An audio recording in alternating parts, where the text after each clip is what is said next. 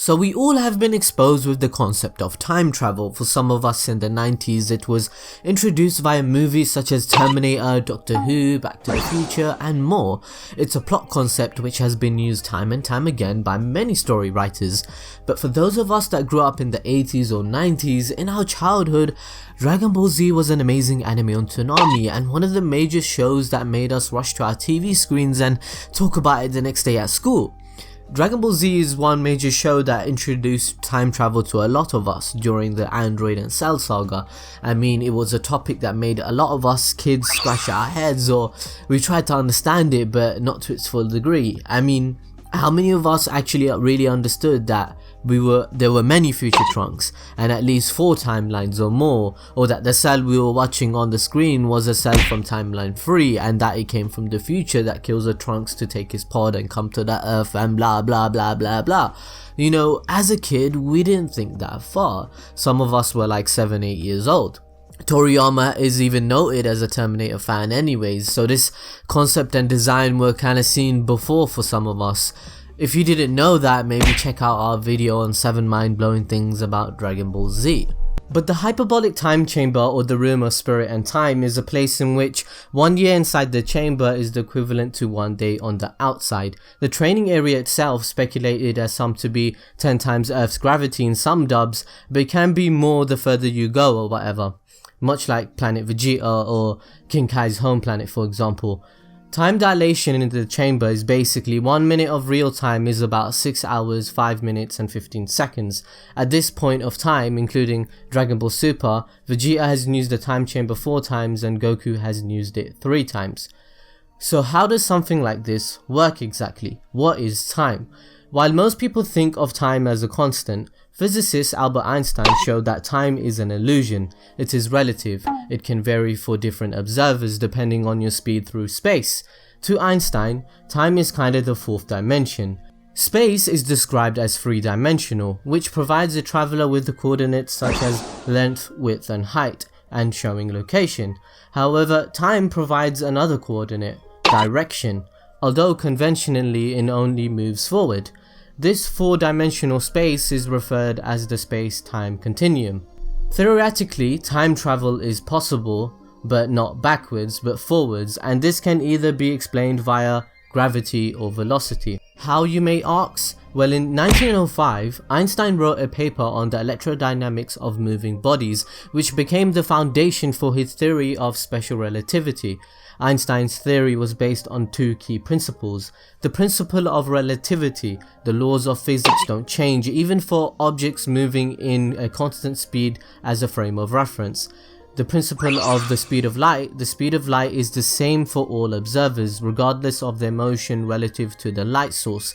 The speed of light is always constant. Einstein theorized that time can be contracted depending on the velocity you traveled or the gravitational field you found yourself in, which means time can actually go by slower for the individual relative to everyone else, which we witnessed the time chamber in the Cell saga for example. You see where we're going here, right? If I've lost some of you, I can try to explain this.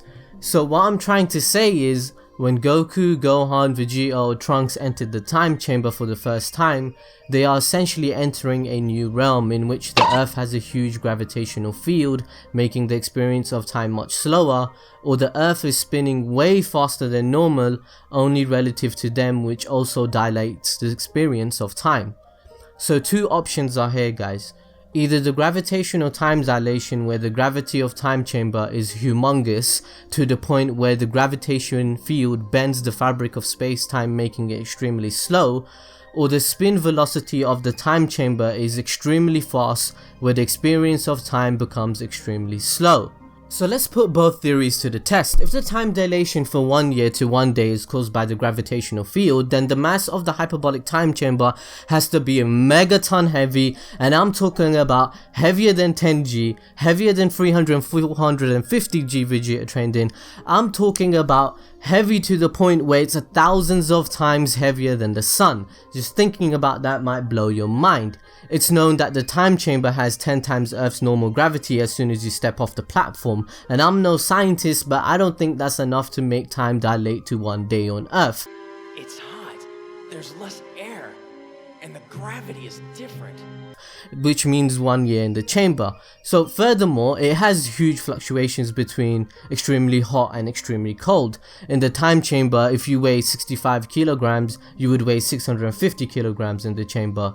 And to be honest with you, this would mean that you would practically die, because humans pass out at 6 Gs, because at 6 times your body weight, your heart will no longer be able to pump blood to your brain. It will be too difficult strain on the heart to do so, so you would need a G-force suit or future technology or some shit to make you survive in the chamber. This is my chance to prove myself to him. But I don't know if I can spend an entire year in this place. It's too much for me. It's too much. So this leaves us with the second option, where velocity of spin in the hyperbolic chamber is extremely fast. If you move fast enough through space, the observations that you make about space and time differ somewhat from the observations of other people who are moving at different speeds. You can picture this for yourself. Imagine that you're on a spaceship, you're Vegeta and blasting a straight ki blast, and it shoots a beam of light directly up, striking a mirror placed on the ceiling. The light beam then comes back down and strikes a detector. But at the same time, the spaceship is traveling at the constant speed of half the speed of light. So according to Einstein, this makes no difference to you. You can't even tell that you're moving. However, if Goku was spying on you, it would be a different story. Goku would see your ki blast beam of light travel upward along a diagonal path instead, and strike the mirror, then travel downward along a diagonal path before striking the detector. In other words, Vegeta and Goku would see different paths for the ki blast light beam, and more importantly, those paths aren't even the same length.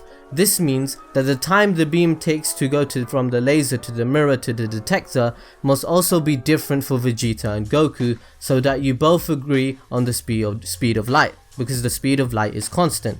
This is a time dilation, where the time on a ship moving very quickly appears to pass slower than on Earth, which is basically happening in the time chamber realm. Since we have established that there are two options the realm can be, either a huge gravitational field or spinning really fast, let's put it into perspective. If the universe was spinning fast, the rule of relativity suggests that this would cause time loops, in which an individual would move along of these time loops, and it feel like that they are moving forward in time, but eventually would loop around time and go back to a place in your own past and repeat. Just think about it for a second. Because of the Earth's curvature, if you supposedly moved forward around the whole Earth, you will eventually end up on the same spot. The time chamber can be seen as an infinite spinning cylinder type realm which curves space-time enough to create a time loop. The chamber is pure white and is said to go on and on forever. And even if we assume that the chamber does not have an infinite space, this can still be created via negative energy to make it work and make sense.